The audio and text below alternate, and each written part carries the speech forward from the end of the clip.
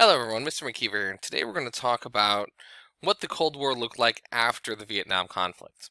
If you remember from the last lesson, we talked about how the Vietnam was a real big setback for the United States. It was really just in every way, shape, or form a catastrophe, whether it was a public relations catastrophe back home or the fact that it really did nothing to actually stop the spread of communism, not only in Vietnam, but unintentionally also causing the spread of communism in Cambodia.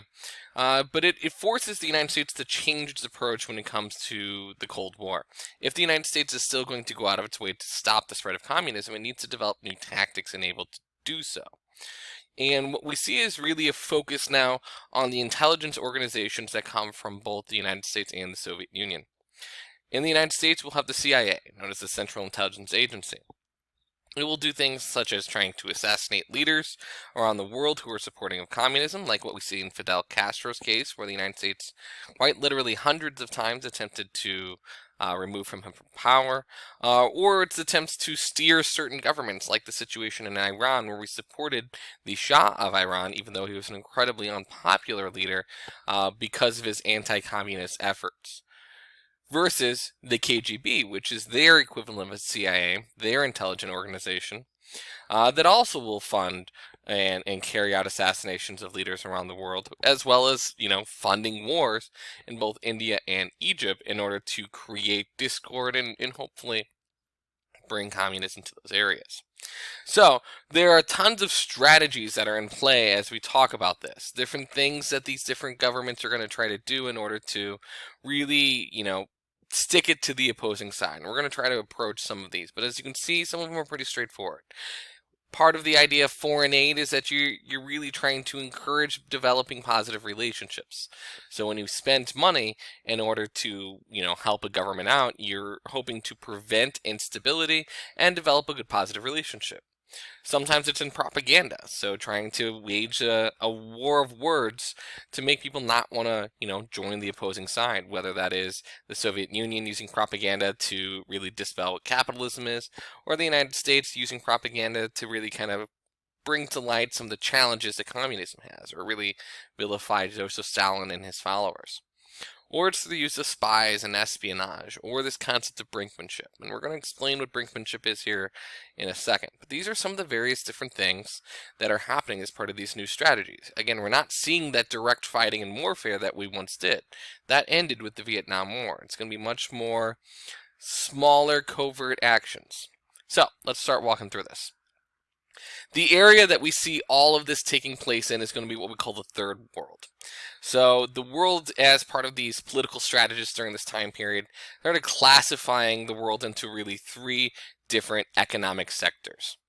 You have the First World, which is your post-industrialized nations. So they're nations that are fully industrialized. In fact, are actually moving away from manufacturing. So places like the United States and Western Europe, and even some parts of Asia like Japan and other places. Then you have the industrializing world, areas that are still going through the industrialization process. Some of that's happening in Latin America, some of that's happening in Asia. India at this time would be part of that second world, some other places as well. And then you have the Third World. These are going to be areas that are typically still very agrarian. They are going to be places where you don't see modern economies yet. They're going through those early steps to kind of establish what that looks like. They are going to be places in Africa, Latin America, and Asia. That's where this new area of the Cold War is going to be. They are going to be the new fronts for the conflicts that take place. And this is going to happen through things like revolutions and sponsoring specific sides of revolutions, coups d'etats, which are the sudden overthrow of powers, sometimes through assassinations, or by doing charity work and trying to really promote your specific ideology in these areas so that you can combat the opposing ideology. So this is all happening as part of this new era of the Cold War. And there are going to be some nations that don't want to participate in this. There's going to be a group of non-aligned nations led by India and Indonesia, who are a huge portion of the world, That is two of the five largest nations in the world based on population, and they both are going to rally together many nations around the world at what's called the Bandung Conference. And it's going to be a public condemnation of both the Soviet Union and the United States and how they are interfering in the political situations of places around the world. And an open declaration saying that you are not allowed to come into our countries as part of these Cold War conflicts. And if you attempt to do so, it may lead to global war. So there are going to be parts of the world that are very adamant that they don't want anything to do with this Cold War conflict that is now at this point reaching its potentially 20th and 30th year of consistent conflict. People are getting tired of this. But we're going to move on to one of the areas where we really see this conflict taking shape, and it's going to be in the island of Cuba. Cuba itself is really a kind of a bellwether moment in the whole Cold War experience. If you notice from the map right here, Cuba and the United States are very close to each other. It's only 90 miles off the southern coast of Florida, which means that this is a nation that, the United States has a vested interest in. In fact, for a brief period of time, Cuba was part of the United States after the Spanish-American War. But that is long since gone. Since then, Cuba has become an independent country, and they're led by a man named Fulgencio Bautista. And he's a really harsh, violent dictator that the people of Cuba really hated. What Bautista did, though, is that he was also a staunch anti-communist, so the United States was very happy with Bautista being in control. Well, after time goes on and Bautista becomes more and more and more hated by the people of Cuba, eventually a popular upstart person named Fidel Castro is going to kind of rise up as opposition of Bautista. And he is going to help lead an overthrow of this government. Bautista is kicked out of power. Castro becomes the new leader of Cuba. And for the United States, this is the worst possible scenario in the Cold War. What we have here is a society now that is 90 miles off the coast of Cuba that is embracing the ideology of their arch rival, the Soviet Union. And the United States is not going to stand for it during the middle of the Cold War. So there will be a series of attempts to overthrow Fidel Castro, most famous of which is something called the Bay of Pigs invasion, where people will leave from the United States, and these are going to be ex-Cuban refugees who will leave from the United States to go into Cuba to try to overthrow the government, with the hope that the United States military is going to back them up through air raids and stuff like that to, allow them to get rid of Castro. The reality is that this does not happen, and actually is a huge disaster and egg on the face of the U.S. government. And there's a video here that's going to explain that all. I'm going to skip over the video for the course of, going through this, but please take that time to watch it. It does give you a little bit of a better understanding of what the Bay of Pigs invasion is and what it really meant to the Cold War at the time. All right. After the Cuban Missile Crisis, after the Bay of Pigs, we unintentionally kind of pushed Castro farther into the camp of the Soviet Union. And this is going to lead us to one of the monumental events of the Cold War. This is, one of those capstone moments where everything could have gone fundamentally wrong. And it's called the Cuban Missile Crisis. And to give you a little bit of, background about it, the video that you see right here will do a much better job of explaining everything with actual live video of everything that's going on. But what it essentially did is that after the Bay of Pigs invasion, Castro is afraid for his own life. So he turns to the Soviet Union for not only now economic help, which they had been getting since he overthrew the country, but also military help. And the Soviet Union responded by providing Cuba a bunch of missiles that they intended to put in Cuba to protect them against the United States. Well, this is clearly going to cause some issues with the United States, knowing that Cuba is only 90 miles off the coast of Florida, particularly close to the city of Miami, which is a huge population center in the United States. This is going to lead to a stare-down confrontation between the United States and the Soviet Union. The Soviet premier, Nikita Khrushchev, who is going to be the person who replaces Stalin after he dies, is going to be stuck. He has to either continue to help Castro in Cuba, or potentially lose Cuba as an ally. The United States is so adamant that they will not allow these missiles to sit there in Cuba that they effectively give an ultimatum: remove the missiles in Cuba or the two countries go to war. And everyone around the world knew what this meant. If the United States and the Soviet Union went to war, that meant nuclear war, and odds are everyone was going down with it. And this is the quintessential example of what we call brinkmanship. This idea of mutually assured destruction, where if one of us goes to war, we promise you that everyone dies. And that was really how the Cold War was playing out for over 20 years now. It was this mentality that if conflict happens, everyone's going to suffer. And that was what was preventing warfare. Knowing this realization that if you're the one who started the war, you would be ending all life on Earth. And this is what's happening in this really, really dark time in the Cold War. And the Cuban Missile Crisis is the perfect example of this. But there are many, many others. So, what we see is things shifting some, because also while all of this is happening in the Cold War, something truly significant around the world is also happening, and that is decolonization. In the 1960s, in 50s, and into the 70s in some places as well too, European empires are officially dissolving.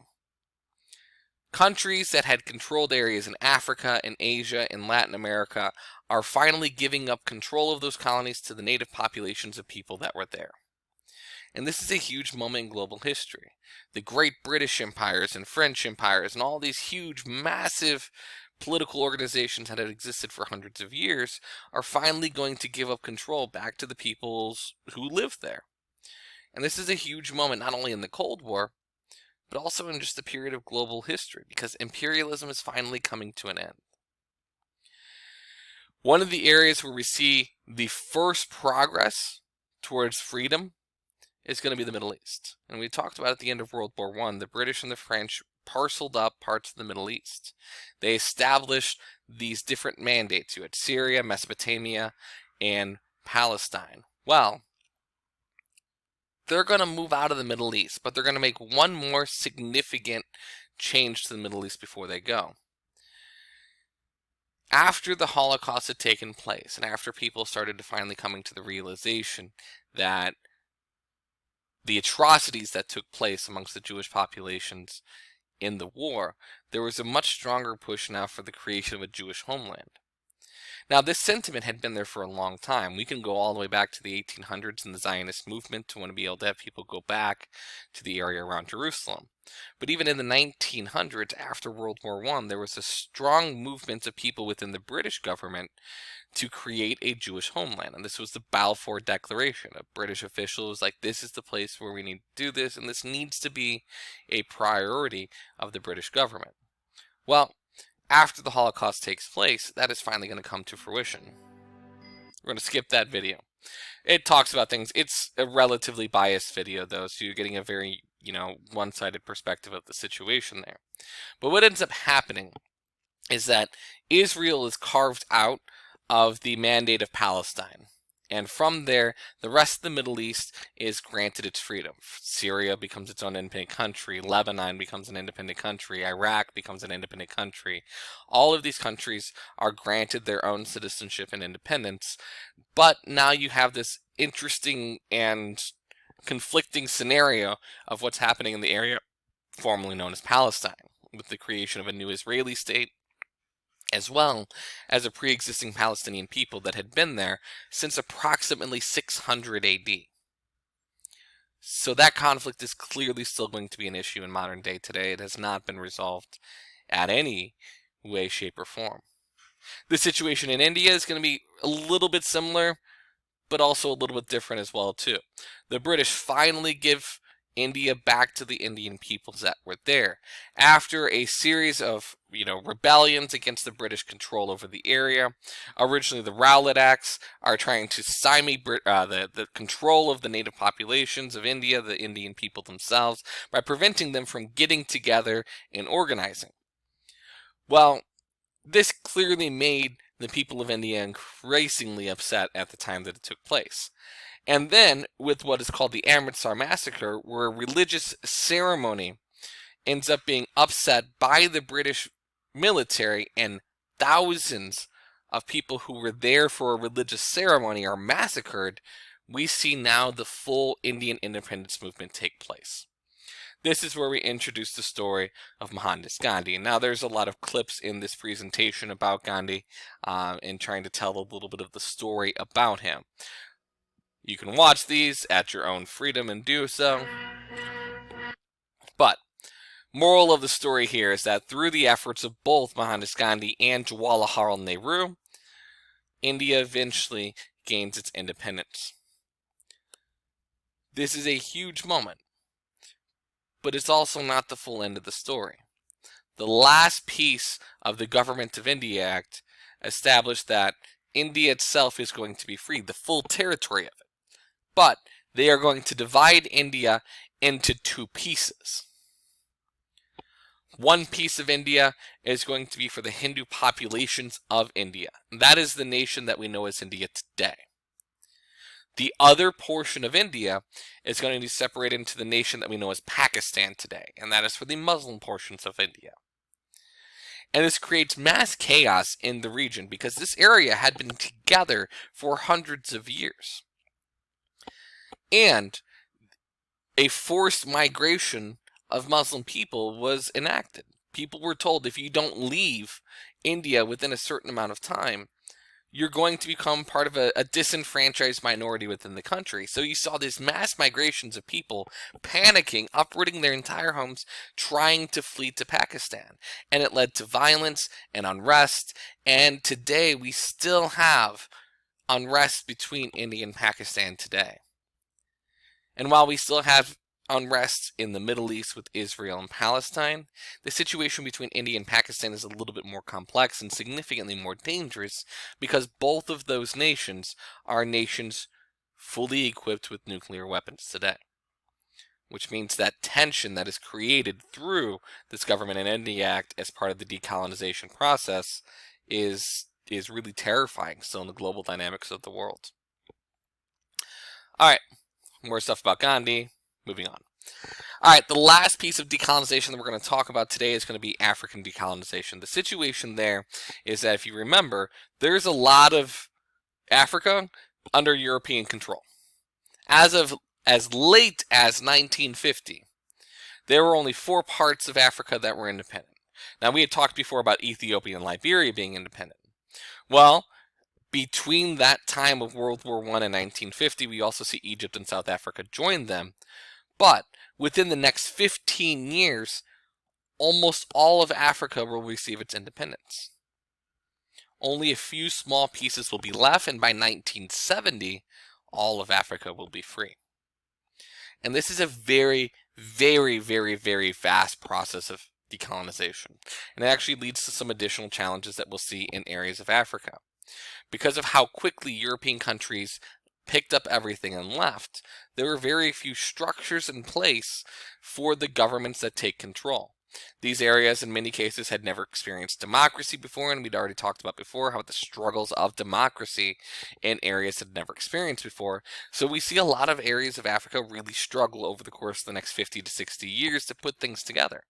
And that's still clearly the case today. There are parts of Africa still really struggling. And there are some that have, really turned a corner and started growing quite quickly. This is a wonderful video coming up about decolonization. I would encourage you guys to sit down and just watch it for your own, personal knowledge of the area. It does a much better job explaining the full process and the experience of the different African nations, particularly those of Ghana and other areas in West Africa as well, too. But I will save that for you guys to do on your own and not drag the cost of this video out much, much longer. So these are the two big things that are happening in the 1960s and 70s in the Cold War.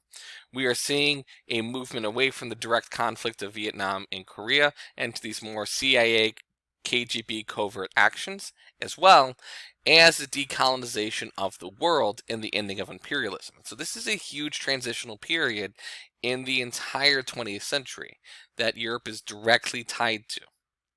And with that, you guys have a great day, and I'll talk to you next time. Thanks.